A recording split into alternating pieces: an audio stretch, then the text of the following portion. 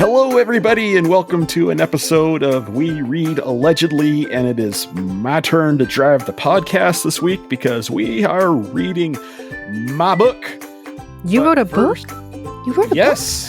Yes. My pen name is John Gwynne, and yeah. So there's that. But it's the book I selected. But those other voices that you heard are my two good buddies. We have Celeste Mora. Hello. And then we have Katie Zerwinski. What's up? That's still so strange. You trying to say I'm strange, Celeste? What are you trying to say? I mean, you are, but that's not what I meant. Fair, thank you. And for this month, we read. This was actually a book that. Squid had actually recommended in a previous episode. So I think this is the like podcast episode first. 2. Yeah. It was 1 or 2. Yeah, it was early. I remember I was sitting in that closet over there. But before we dive into this book, we have a game. Or rather, Squid has a game because I forgot we were doing a game. Oh yeah, baby! It's Bookshelf Roulette Day. Woohoo! Because sometimes we like to record too many things all at once, and while we are all reading multiple books at one time because we can't help ourselves, it's more fun to just randomly pick from our bookshelves. Allegedly. Which means today is probably a day in which Squid picks a book she hasn't read, because why read the books you own, you know? I mean, they're meant to look pretty, right? Exactly, and they do. I buy books to have my other book friends get jealous of me. Exactly. Spoiler alert, this one ended on the shelf where all my books look exactly the same, which makes me really happy. Anyway, so a little refresher of the rules for Bookshelf Roulette. I have asked some of our lovely friends for 3 numbers. Pardon me. The first number coincides with the corner of your bookshelves. So 1 is top left, 2 is top right, 3 is bottom right, 4 is bottom left. So it goes around like a clock. Wait, Yes. From like a clock. But where's the start again? The Top start left. is 9. Well, Okay. 10 or 11, I guess. Gotcha. And then the next number will be from whatever corner, counting up or down your bookshelf. So if we end on top left and it's 2, you count down 2 shelves. If we end on 3, you count up 2 shelves. Okay. And then the next number will be in the shelf. So if you're on the left side, count in from that side. If you're on the right side, count in from that side. Are we ready to play? Yes. Great. So our numbers, and feel free to play along at home. Leave a little comment, leave a review, and tell us what you got. Post on our Goodreads. We don't have a Facebook page, but make us one and then post on it. What Don't does make us Facebook one. have to do with books anyway? Yeah, exactly. I don't know. So our numbers are 2. So the top right corner. Right. Mm-hmm. Okay. 4 shelves down. 12 books Okay. in from the outside. And go.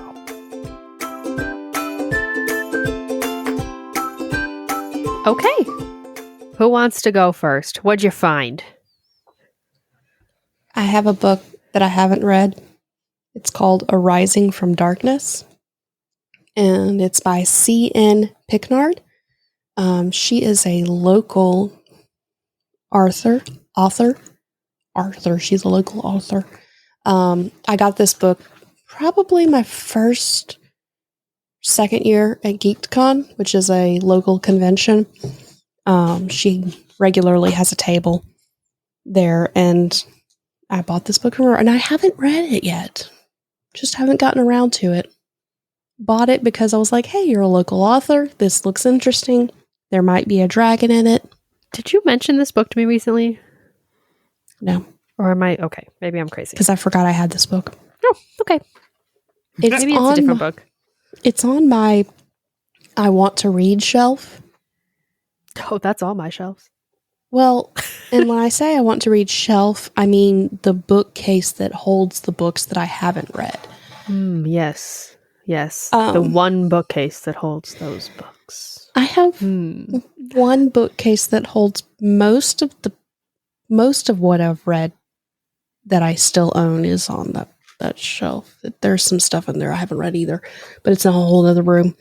And there's some stuff on this shelf that I have read. But it's mostly books I haven't read yet. And then at the very, very bottom shelf, because it's a 5-book shelf, are all Dallas's comics and his binders.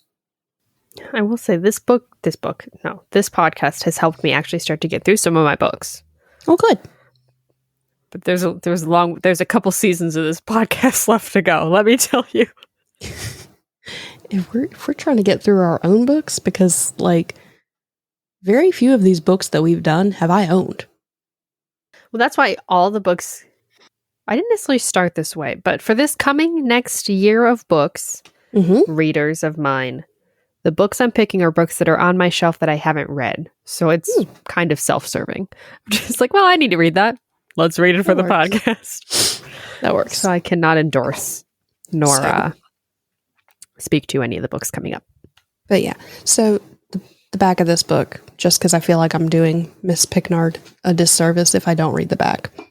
Wanting to escape the torments of a man she called father, Merida ran to the one man she knew would listen, King Ledric. However, before she arrived, Gavid caught up with her and attempted to kill her. Witness all of this, and Ledric and a mysterious elf vowed to save the woman and find out everything she knew. So, sounds interesting. Sounds tense. Yeah.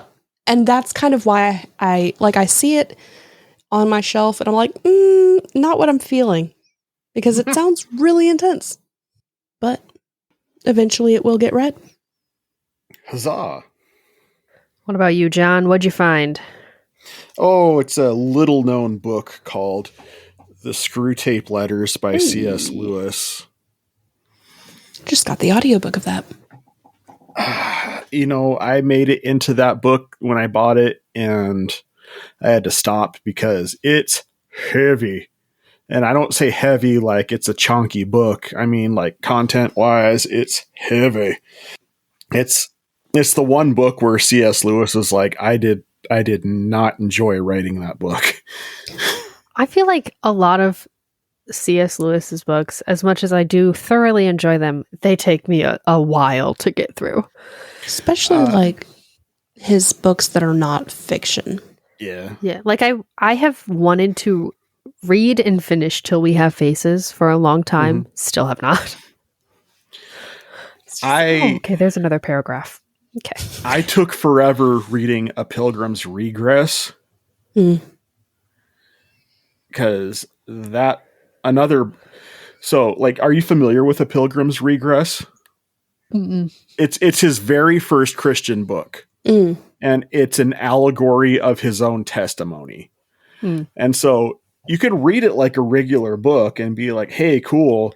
But the moment that you know it's an allegory for something else, you start trying to interpret the whole thing. And so then your brain goes on overdrive as you're reading the book. And it's just like, That makes sense. Someday I'll also read the Screwtape Letters. Haven't done that yet either.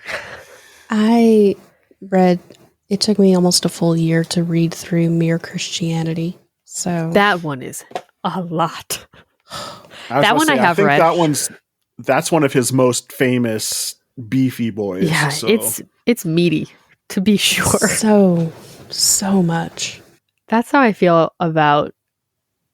Well, I also just go to like a church that has a lot of like all their suggested reading is just like, it's good stuff, but it's not the kind of thing that I'm going to sit down and read 45, 50 pages of in one sitting. It's like, oh, here's 3 pages. That's enough for a month. Well, I'm going to think about that for a while and not understand half of what I read. So what about you, Squid? What book did you grab? Well, we're going to find out if I actually picked this one up before. Have I talked about Crying in H Mart? I don't think so. No, but I've heard about it. Good. I've also heard a lot about it. I also have not read it yet, unsurprisingly. I have heard only good things about this book, though. It is a memoir. It is by a Korean-American woman. And it's kind of just like her coming of age story and kind of talking about like growing apart and back together with her Korean heritage and her family and her identity, and like how her life kind of developed. And I hear it is hilarious. I hear it is heartbreaking. I hear it is just very, very good, especially if you do have any like Korean, the general like experience of having grown up in a multicultural home or things like that. I hear it's just very true to that, speaks to that very well. I do not. I imagine I'm still going to enjoy it. I'm not going to quite connect as deeply as with it, but the only things I've heard about this book is just that it was very well written and very good, especially if you can connect to the actual like message and meaning of it. Mm-hmm. That is probably going to be read on this podcast at some point, so that one's on my list. There's a lot of books on my shelf. Not all of them are making the podcast list, but that one probably will. Yeah. So Yeah, look same. forward to that in a while. In another 2-3 years, you know. It's only like, what, 24 podcasts? Yeah. Maybe someday Something we'll put a couple extra in. We'll do a twice a month release someday. And just every so often. Like a bonus episode, you know? Just like a fun... Bonus episodes are okay, but I don't... I am not committing to reading 2 books a month. Listen. I can barely read one. Mostly it's just me procrastinating for 2 months and then cramming both books in right before we have to record. But you know what? It's fine. Yes. Me and Celeste both finishing in the last 72 hours. I've already decided that that for next year the theme for the books I'm going to pick are going to be books that change the way I see the world around me. So Oh, that's a good one. Mine is going to continue to be books on my shelf I haven't read. I've been picking based on what I like. Like, I liked The Giver, and I liked the conversations that it started. Mm-hmm. That's how I So- started. That was a few of mine that I really enjoyed. Station 11 was the first one that I was pretty sure I was going to like, but hadn't read yet. The Art in the Bible one that is in a couple months, we'll be reading that one, and it's my pick. And it's... I want to have the conversation. speaking of goodness. Squid's recommendations, Hey! let's talk about the book that we're talking about for this episode.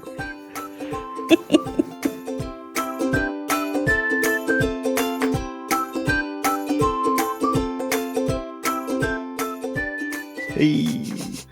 All right, so this month we read Shadow of the Gods, written by John Gwynne, with a copyright date of 2021.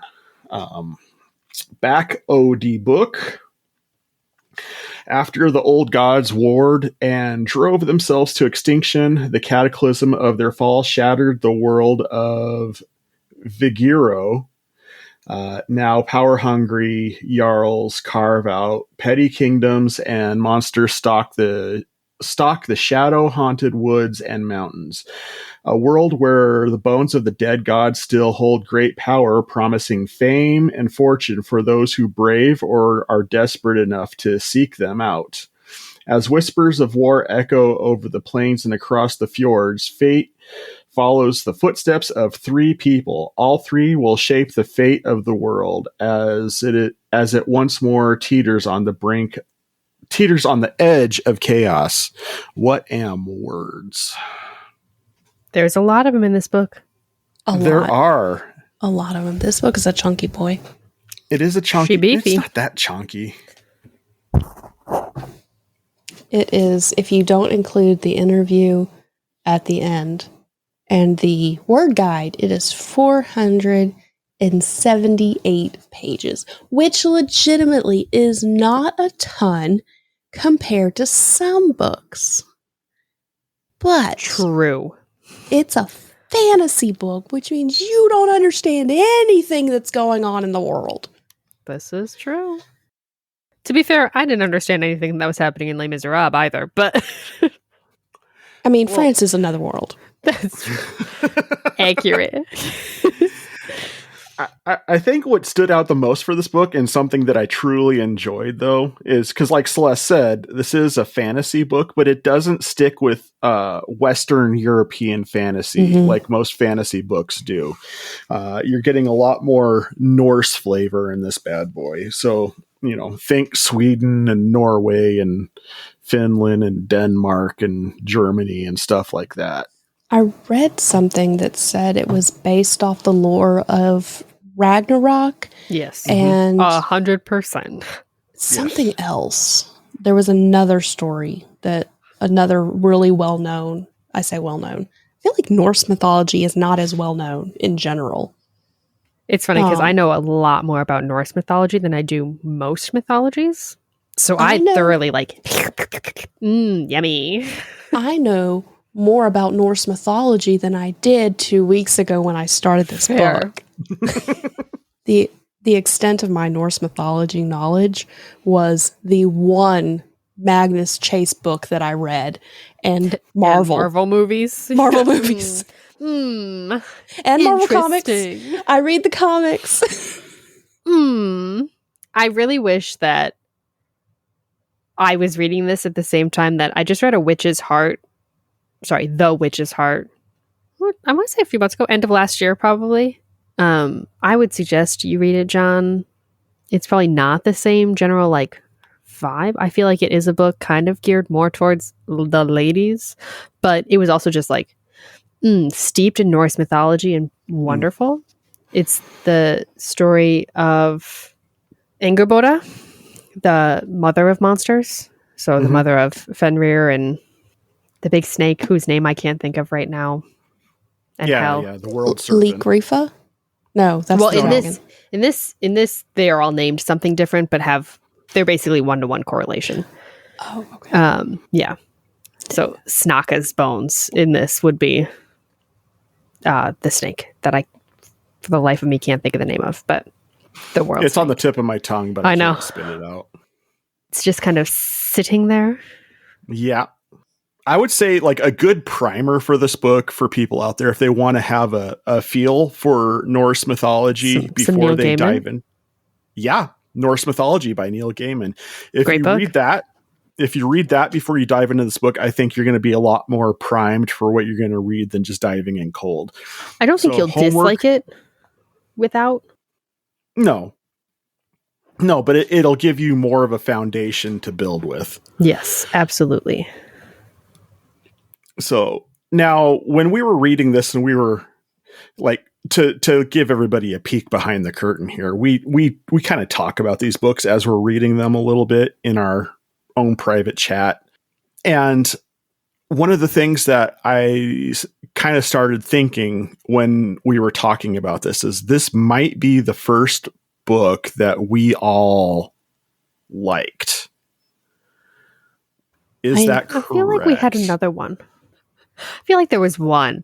I can't remember what it was. It was not. Wasn't Cinder. Wasn't Pacific Rim. Wasn't Red Heart. We all agreed on Pacific Rim. We did all agree on Pacific Rim. Pacific Rim was the first one we all agreed on, but I think this might be the first one that we all liked. Now I have to go look because I feel like there was one others that we at least all enjoyed. Did we not? Have I really just been that obstinate this entire time? It's not just you. It's mostly me. When you switch out, I'm you and me are usually at odds when it comes to books. We have different tastes. I will say, I didn't dislike Fred.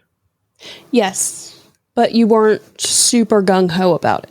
I was not super gung-ho, but I didn't have negative things to say. I didn't have anything to say about Fred that I'd be like, you shouldn't read this book. It's dumb. But if I remember right, your opinion on Fred was more to the effect of, I didn't like it. I didn't dislike it. I'm just kind of...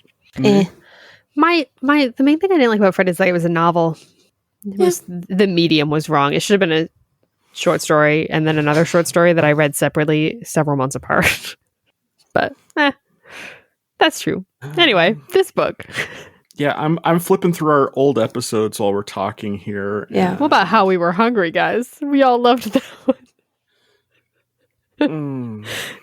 gave the look of trauma that Celeste just gave me at that. No, did everybody like future fancy suits and futuristic violence? Squid didn't like it. So I think this is the first book we've all enjoyed.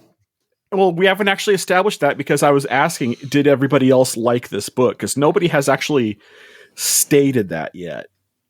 So I enjoyed the book, but because I do not have a understanding of most Norse mythology, I was very confused. That and it for some reason was oddly hitting a lot of my notes. Yes, it was. All your yucks. all my yucks. It was like, we're gonna create a creature that eats teeth, and I'm like, but why? Why are we eating the teeth? I could see Celeste in that meme that people make that where it's that lady and it's close up on her face saying the what? Yes, exactly. The like, even just saying that, my teeth are cringing. This So book like, didn't have a lot of my notes, which It is didn't. surprising. it Only did not two have uses of the word squelch, and one of them was fine because it was just about mud. It did not have, but it sure hit mine. So Squid and I did a buddy read on Storygraph. I haven't updated my story graph. I finished Let me it see if today. I can pull it up. See if I can access my notes, because like I was like, I'm going to do this so that, you know, Squid can see what I'm thinking. And some of them Oh, ended did you up, put notes in? Because I didn't look at those. God, yes, so many notes, and not all of them made it to the Discord for everybody. Ooh, Part of time to it go back is to just Storygraph. Part of it is just how I read, and so when you give me a system to place my thoughts, I'm like, yeah, let's do it. So that's fun. So according to Storygraph, in June of 2022, I went, I'm going to read this. And in July of 2022, I went, no, I'm good. Because I was trying to listen to the audiobook, and because I didn't understand the mythology, I couldn't get a good picture of it. I really do think that that's part of it. So I started reading this April 3rd. Let's see. On April 3rd, I put a quote, and it said, like lice to a beard. And I went, thank you for that mental image and the itching that follows. At one point I go, spurt, no! Let's see. These notes are so good. Thank you. One was, Orca decided she did not want to know. Me either, ma'am. That's the one that got me. At about 52%, there is a line that says, there was a spurt of arterial blood, black in the half-light, and he toppled to the ground. And I go, if he was having O2 level issues, if his arterial blood was that dark. I think it was a reference of how dark it was, like it would appear black. Oh no. One of your comments makes me sad. Oh no. That's Oh, fine. yeah, I know which one it We'll talk about is. that later. Yep. Yeah. Me That's too. a spoiler. Me too. Right. We'll talk The about one that comment soon. that I picked up on our Discord chat, though, that kind of made me giggle a little bit was when you said, I don't think the story's going to end at the end of the book. I'm like... I was so mad. Okay, so I finished this book at 9:30 last night. Finished mine at 1:00 today. If I had been able to guarantee I was going to have time to read at work, I would have waited.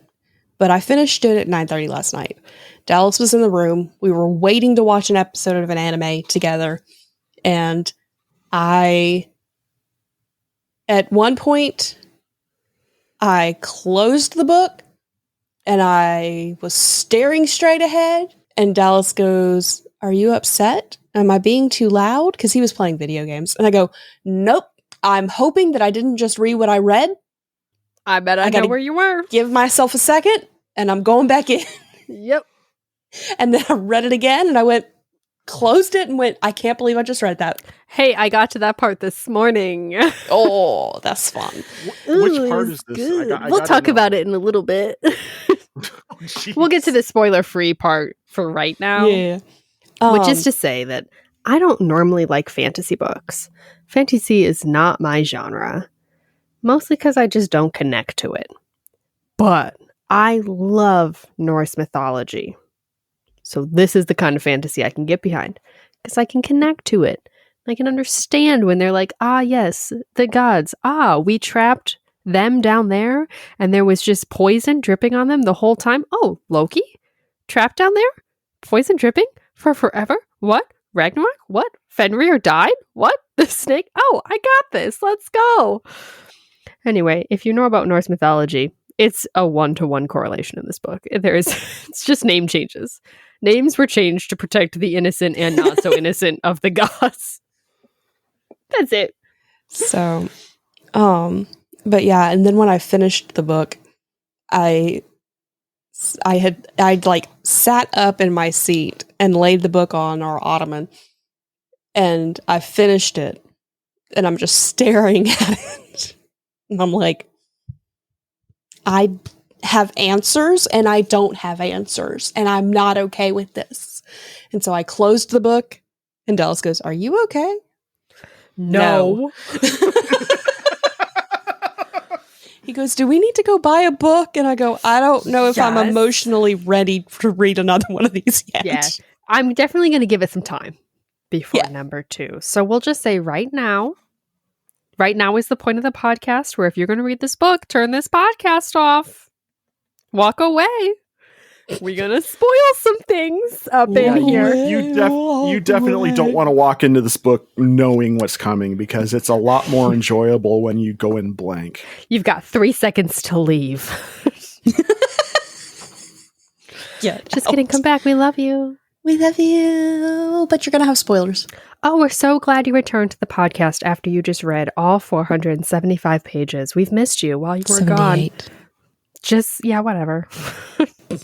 Maybe don't read the last few. I don't know. No, you need to read the last few. Life will be better if you don't. I don't know. You'll be happier. Will you? Maybe. Were you happy, Celeste? Were you happy at the end of this book? I Were you happy when my favorite character became just the worst person in the book? Right. He was not my favorite character. Oh, he was mine. It's fine. It's whatever. I don't care. I feel like he wasn't given enough. He wasn't given enough of a spotlight to be a favorite. I can't say the words I want to say, but they're not kind about this man. They're not kind. He fits his patron saint, because that's the equivalent of what I have deemed in my mind as what the tainted are. Mm-hmm. Frickin' little rat boy.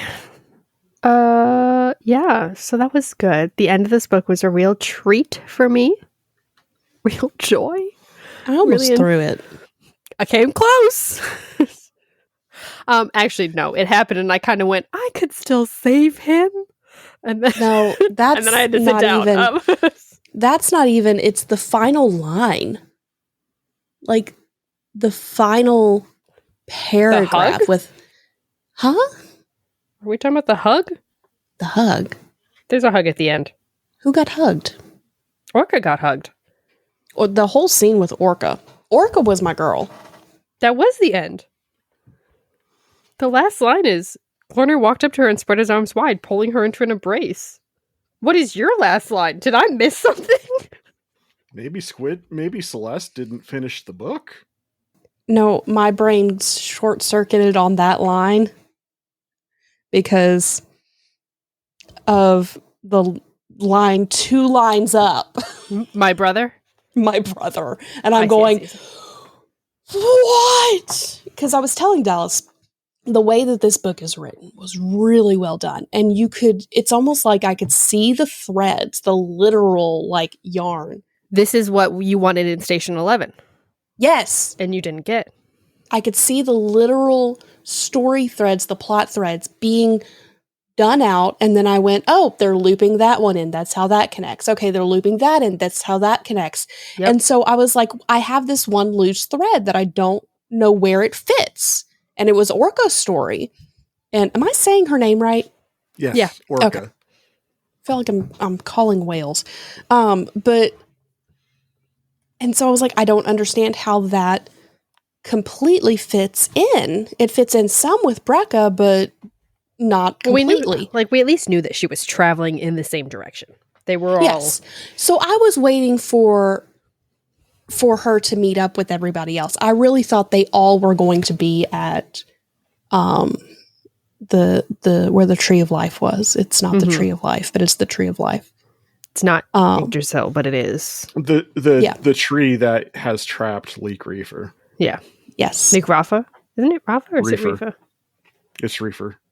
So I don't remember what I was saying. Oh, but I was just so confused because I'm like, that really doesn't, like, as well as everything else is being written and as fully as this is creating a tapestry of story, that's not enough. And I was like, I don't understand why this one little thread's flapping. And then that sentence of my brother, and I was like, oh my God. Mm-hmm. I was thinking about this book on my way to work today. It makes me want to go back and read and see if there's mention of Thorkel having a brother prior to this, because I didn't pick up on it because I wasn't paying attention. There's not. Never? No. I don't think so. I just wonder if he talked about family at any point, because I wasn't paying attention, so I don't know that I would have grabbed a random bit of dialogue, but yeah, so I really wanted Orca to be my favorite character. She wasn't, but I really wanted her to. You had to choose the rat boy. I had to choose the wrong one.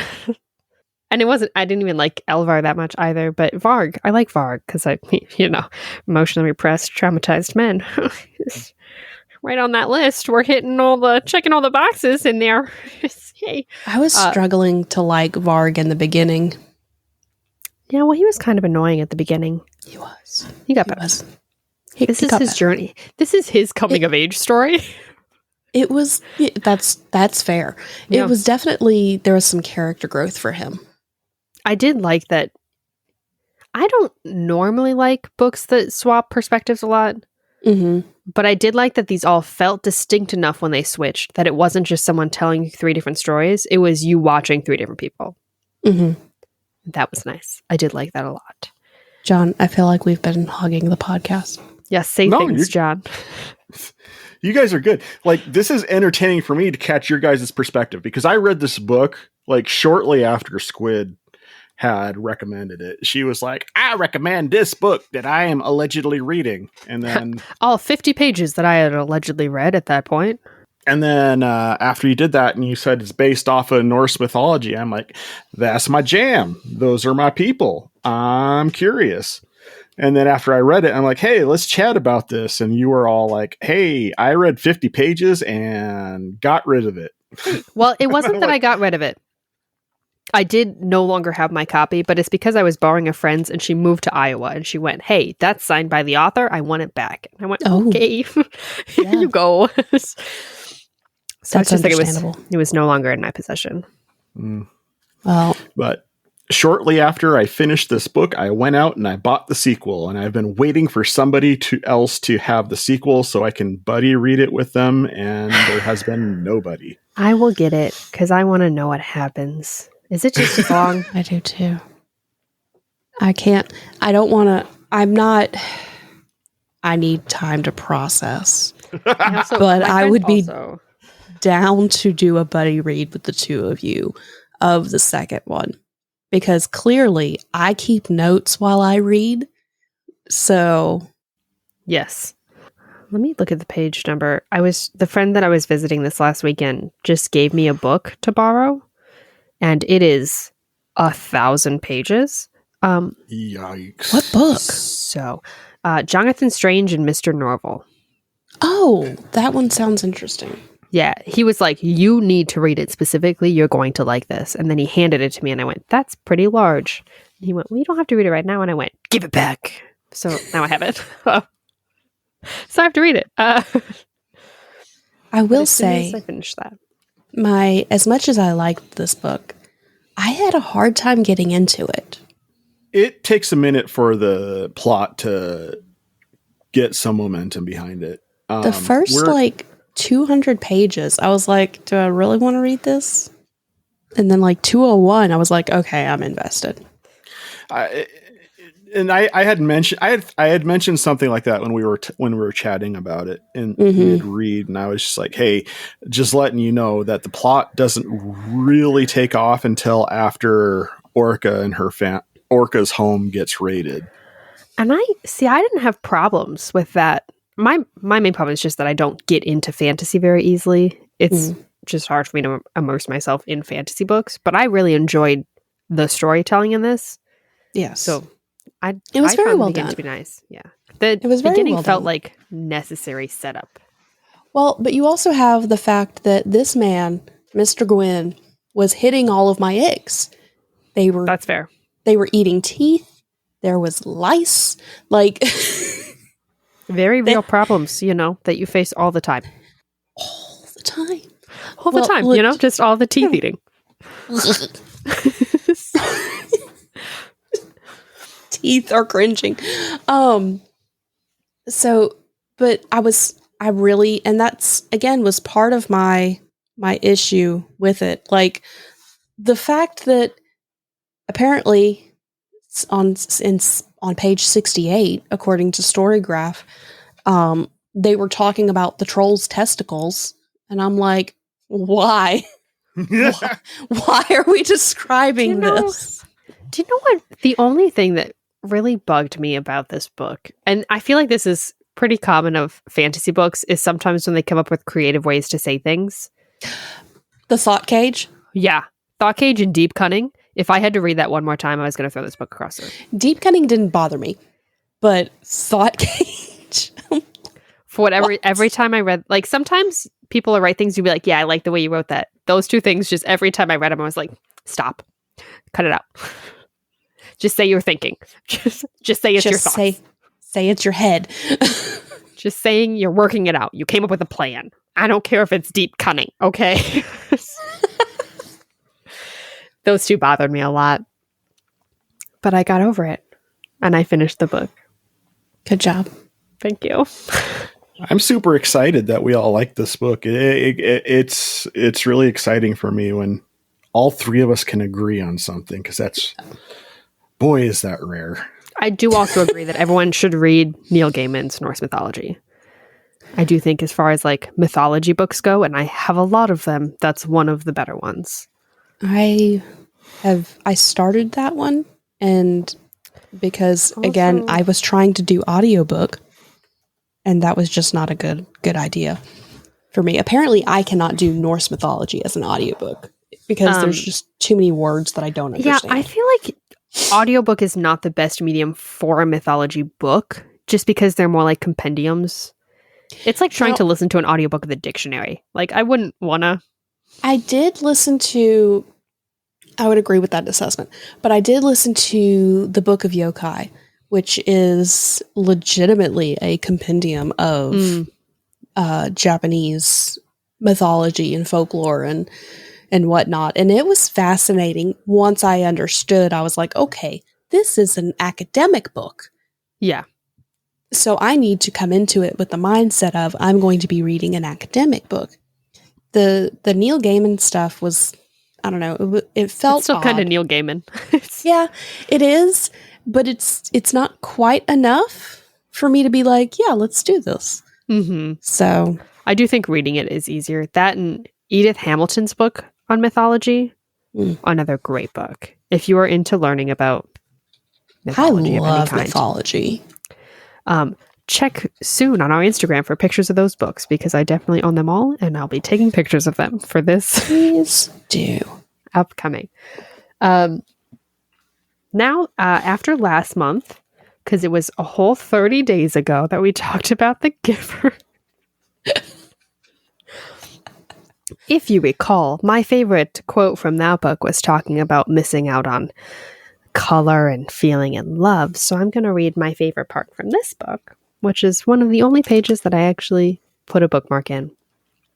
which is shortly after they find a satyr witch, who is kind of the magic. Is that how you say it? Sather witch. It's a soft th. I thought it was Sior. Nope. So she does the magics, the forbidden magics of all the Norse stuff. Woohoo! And she's talking to the people that she has agreed to bring to. Has the word has left my brain? It has left my thought cage. Uskatred. Essentially, just, like heaven. Where all the gods are. And she's not happy to bring them there, but she wants her son back because this book has a lot of themes of vengeance and mothers. Child trafficking. And child trafficking and mothers saying no thank you to their children being trafficked. Yes. As most mothers would. So all of these, Norse warriors want their battle fame. They want to have sagas written about them. They want to be remembered because all that there is people that remember you and talk about you. And this woman says, battle fame is nothing. It is chaff on the wind. Bonds of love, of kinship, of passion, of friendship. That is what we should all be yearning for. What you and Bior are doing behind the wagons each night, now that is real. If you longed for that above battle fame, if you loved and honored your kin more than you wished for glory and saga tales, the world would be a better place. And then she talks about how she is a hypocrite because for her son, she would give up all of those things and all of her principles. And mother's love is a very powerful thing. Anyway, I really like that quote because I think it is pretty much exactly the same as the Giver quote that says, hey, focus on the people and the stuff around you right now. Stop worrying about what people are going to say about you in 500 years. You ain't going to be here to hear it. It's true. So I guess that means we're on the spiritual connection section. I was about to say, are we on to this? I have brought us here. With your thought cage. With my thought cage. And my deep cunning plan was that's right. to get us to the spiritual takeaways. Do you have one, John? I do not. I just really like Vikings hitting each other with sharp and blunt objects. That's fair. So I do have one. And I underlined the line because I was like, I'm going to underline this because I want to remember it. Varg knew where he was sitting now was the least honored position in the hall, furthest away from the Jarl. But just to be sitting at the table was almost incomprehensible to him, an honor that he never expected or thought possible. And that made me think of Mephibosheth, which was Jonathan's son, who was, he couldn't walk, and he was the only surviving relative of Saul. Everybody else had died. But because he was Jonathan's son, and David had a friendship with Jonathan and had promised to make sure that Jonathan's name never went out, he brought him to the table and honored the things that his dad had done. And there's a song that came out years ago by a band that does, as most songs do, semi-cringy worship band. But it talks about the story. It talks about how, you can relate the story of Mephibosheth to us. We don't deserve to come to God's table, but he brings us anyway. He wants us there. He wants us in his plans. But we don't deserve it. It kind of connects to the idea of just like, he knows every hair on your head. Yours. Yeah. And our hairs that aren't on your head, John. Rude. Anyway, on that note, God loves you even when you don't have hair. He knows the hairs that were there. Yeah. He knew them. Past tense. Madam, you have seen me in real life to know that the hair that does not show up on the camera is still there. It's the lighting in my room. Mm-hmm. Uh-huh. Whatever.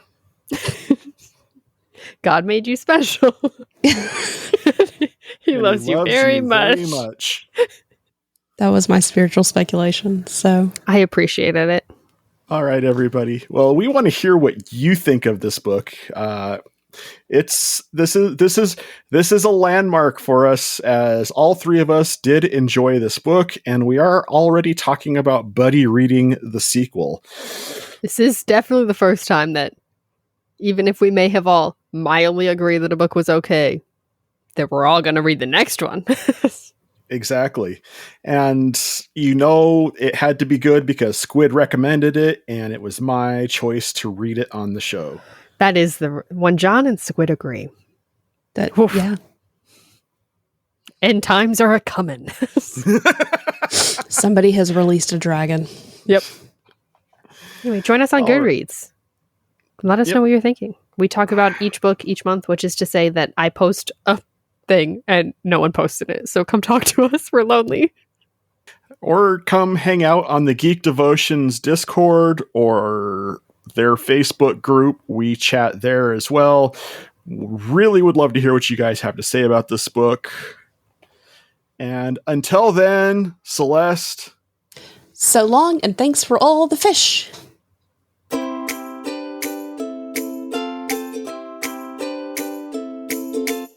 We Read Allegedly is part of the Devoted Geeks Network, devoted to letting you know that you're loved. Join us every first Friday of the month as we allegedly read a new book. Next month, we'll be reading Let the Great World Spin by Colin McCain.